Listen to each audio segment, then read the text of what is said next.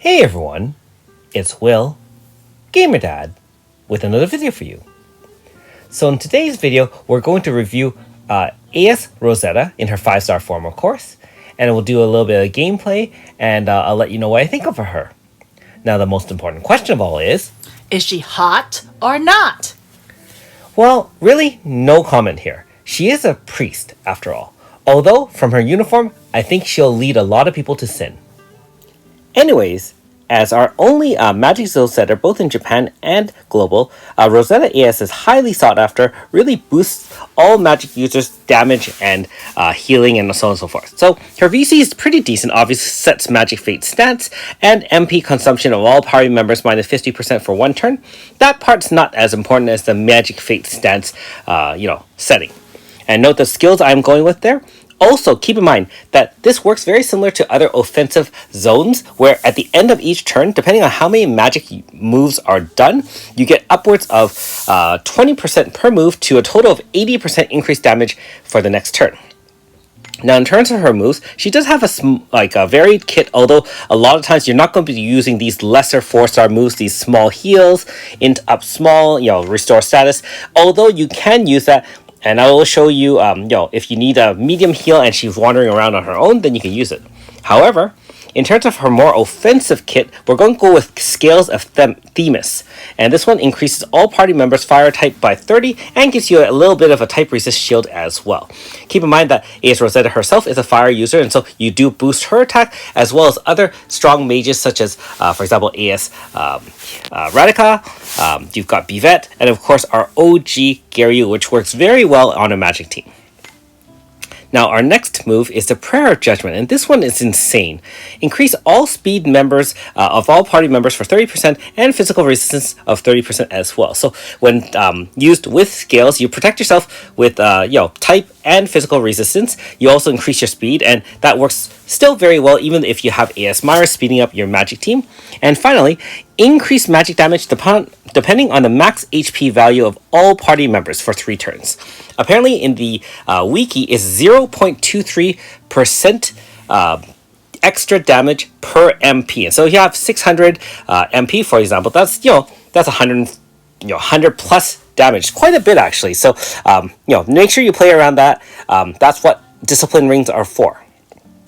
In the case of Desiree, I guess, this is her spam move, Magic AoE times 2, type resist down, stackable for 3, so upwards of 50% type resist down, and stack a crisis on user. So it basically is, she starts with 0, 1, 2, and on the third one, she consumes them all and starts again. That being said, it adds additional hits each time, and when you see her in action, it's basically raining fireballs, meteor shower all over, the field, which really reminds me of some of the Final Fantasy super moves as well. Very, very powerful, makes her immensely amazing, So we'll go with her 5-star board, of course. You can see that's 2 5-star moves, Prayer of Judgment and Desiree. And the rest of it. Make a note of her personality. She can be using certain grasta, especially the West grasta cat lovers. And if you have the OG Rosetta, it does give extra 40 MP to ES Rosetta. Again, works very well with that Prayer of Judgment. In the case of her grasta here, not super optimized. You can see that she's carrying those grasta, and keep in mind these are enhanced grasta from the future Guerrilla, and so they will share attributes with everyone else who can qualify, which are staff users. So let's take her out for a spin.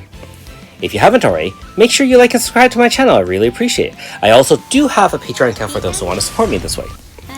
Now, her AoE, although it consumes a fair bit of MP, obviously wipes out all lesser mobs in one hit, no problems at all. If you are wandering alone, you will obviously use Codex to help heal her for a medium amount, but otherwise, she could just destroy the field and wipe out all mobs for a number of turns. Now, if you want to boost her damage, you can use Prayer of Judgment as well, and we can compare the damage here. Keep in mind though, she's not at max MP anymore, and so we lose the power of that grasta where she's equipped increased damage with max HP. When facing off against some of the more powerful horrors, obviously her on her own isn't extremely powerful, being that really her main goal is to enhance the damage of others. And keep in mind, maximum damage is only acquired when she is in zone. So she doesn't benefit from the Prayer of Judgment here, mostly the physical resistance up 30. And of course, if you are low on HP, she will have to cast Codex and heal. And obviously, if she activates AF by herself, she doesn't nearly do as many hits, and she hasn't really spread herself up that much, in which case, she is vulnerable, and her overall attacks by herself is not nearly as powerful as some pure magic DPS users such as ES Rosetta. That being said, she can handle herself, and like I said, she can heal as well. Okay, so not the best use of her by herself. So, on a team though, she does extraordinarily well. So I'll just show you right here. We're going to use Bertrand here against level 170 Ukwaji to tank the hit, and we're going to bring in Magic Zone using ES Rosetta, of course, and then we're just going to slaughter Ukwaji 170. I remember when I first was taking on Ukwaji many months ago, how much more difficult it was. And now this is the case, we have 2-turn setups. I mean, it's not going to do very well. And keep in mind, this video was actually shot before I had leveled up ES Rosetta to level 80. Like I said before, her damage isn't the most important, although she can still do significant damage when she has other grasta holders and shared grasta, but her main use is obviously to support the other strong DPS, both with that Prayer of Judgment in Magic Zone increasing the damage, and a turn boost of damage for all magic users, depending on the number of magic uses per turn, and that's where you really see the numbers ramp up. So she's only level 66. Bertrand is likely, is a very good tank still. Not as flashy as some of the new, newer units. However, has its use, and like I said, worked very well here. And you can see Myris had the standard types of grasta. Meryl's here just as a speed kind of person to switch zones. And I was only using the lowest level of weapons, Apprentice Staff and XP Badge. Now, on tougher fights, such as twins, you do have to tailor your grasta and really optimize the amount of damage, as well as work on the timing of your units in order to really succeed in the battle. And so again, I will show you the loadout at the end of this longer battle. There are lots of 2- and 3-turn setups, and I realize that probably a lot of you have already beaten the twins using such a magic team like this. That being said, we do have grasta that can inflict pain, if you're wondering where the pain setter is, and we're just going to set it up here. We're boosting everyone. We've got the Earth Spiral, we got the guaranteed crit from Sanctuary, Holy Burst, we've got Explosion really increasing the staff damage of all our users, we have the end of turn from Rosetta, and don't forget we already cast Prayer of Judgment and Scales of Themis to help increase both hers as well as Garyu's damage. Now, I have AS Tuva with Manifest in the back, and she's actually not doing anything. She's actually carrying some grasta that can be shared with Myris, the Quake one, for example. And so that's what I mean by moving things around and really enhancing the damage of your team. So 2-turn AF, we're down to the first phase done, and we're on the second phase. Note that we have type resist down 50% on the enemy array. So we're actually doing a fair bit of damage. I know we don't have any zone here, and we're actually going to just establish a Earth zone. Doesn't really matter anyways, because the first turn of Caroline will be to establish Magic Zone, which is perfect for us, by the way. We have our zone back in play, and the whole point here, as you know, is to re-establish zone after the zone breaker, which happens at each quarter mark of the HP stopper. There are 3 HP stoppers total, 25, 50, and 75. In this case, we do have the pain setting, so our pain grasta will do more damage, and with enhancements and shared grasta, note that AS Myris does a tremendous amount of damage, and her and obviously the AoE from Garyu was able to clear the second phase absolutely no problem. Also bear in mind though, I did start this battle with AS Myris having much less MP than her max. I burned it down before starting this battle, and for those who don't know, AS Myris' damage is enhanced when she has lower and lower MP. And so I came into the fight with only like 250 MP, and we're just actually down to 100. So as we tick lower and lower, her damage gets higher and higher. And so a lot of times when you're building more powerful teams, you're really putting all your buffs onto 1 or 2 DPS, preferably 1 DPS unit, and she or he will do all the damage, and we're just kind of supporting it with our other 3 units. So obviously Mariel doesn't do any damage essentially. However, the crit is really important for Myris, and of course, like I said, we still have the end of turn move that boosts our damage from the zone setting by ES Rosetta, and we're just going to spam some Days Array to get that type resist down 50% again. Obviously we use Scales of Themis, same thing. The Prayer of Judgment, we're really stacking up those buffs, and note how much damage even ES Rosetta and everyone else is doing. Quite a bit. And remember, as she does her Days Array more, she'll have more and more multi-hits as well.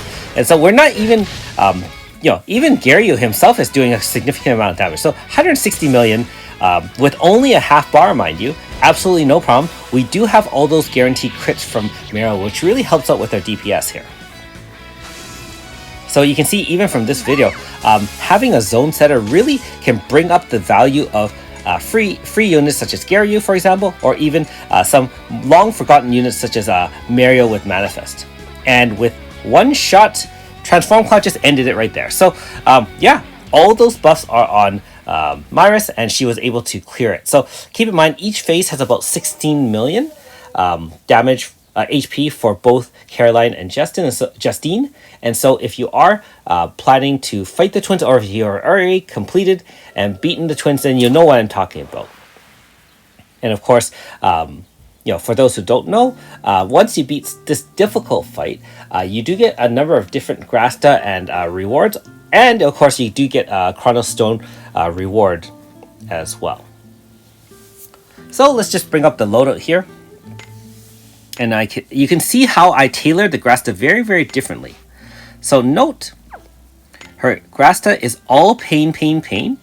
And we have the enemy numbers one, which remember, increases damage by 30% if there's more than one enemy. So that obviously worked out well with the pair of twins here. Mariel's really of not much use except for guaranteeing crit. He is also a pain setter, and he shares infernal damage, which is obviously to help with Rosetta. Note that the Quake staff and enhanced HP max staff shares with everybody, which will help Myris as well as the rest. And max HP West is only for Rosetta, and my info is just there. You could use anyone to switch zones at this point.